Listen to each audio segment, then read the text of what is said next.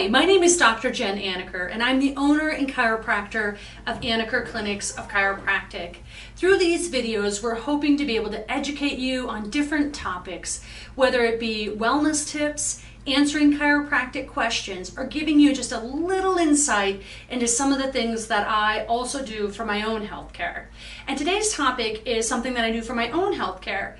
I, just like you, stay busy and have lots of things going on, and juggling all those things, I want to stay healthy. And if you're anything like me, the question that you hate at about 5 o'clock, 6 o'clock at night is the question, what's for dinner?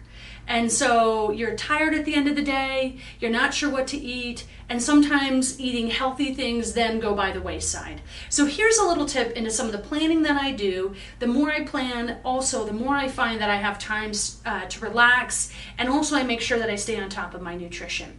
So what I do is this. I actually plan for the entire month. Now there is some flexibility into it, but at least it gives me the structure to know a little bit about what we're going to eat, and also making sure we're not eating the same things over and over.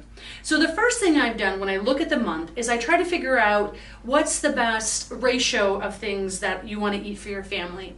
So like for me, it means that we've chosen that 1 to 2 times a week we might have chicken.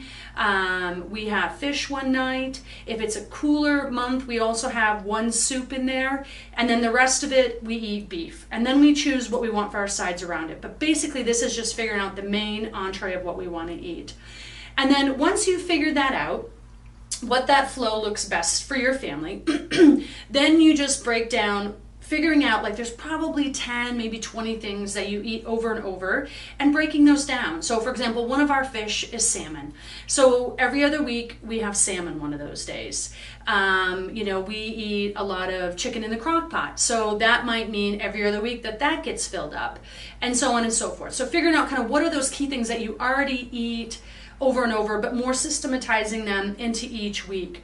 So you figured out what your rhythm is or your ratio is, and then you start to fill in the days. And then from there, figuring out too, when you're thinking about what to put where on the calendar, looking at where are days where you're more busy. For example, my bigger days are Monday, Wednesday, and Friday.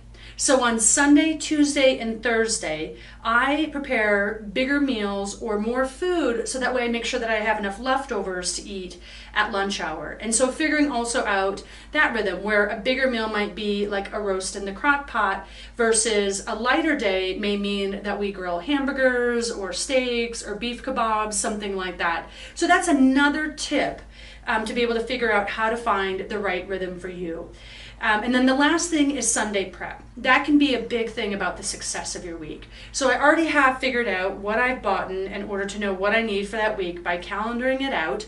But then on Sunday, I also like to oftentimes, depending on how much time I have, sometimes you don't have a lot of time, but even something as simple as I'll prepare just a standard lettuce vegetable salad that'll be enough to eat for a couple of days. Or it might be that I do make a big pot of soup, again, that we can have for a couple of days going into it.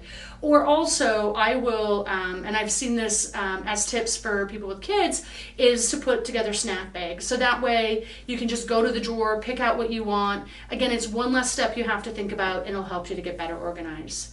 So with this tip today, know that how to make your food prep more efficient. Take a look at what your rhythm is. Put it into the calendar, figure out what your busier days are, and so you can match up things that are attainable during that day. And then looking at Sunday to say, can I do some sides to have it prepped, or maybe the Monday or Tuesday meal prepped on Sunday for the next couple of days. I hope this has helped you out. If you find this helpful or resourceful, please like or share with others, but also gives us some feedback. Put down in the comment section some other topics that you might be interested, or help me to know a little bit about what you might do for food prep in order to have a successful week. Thank you so much. Have a great day.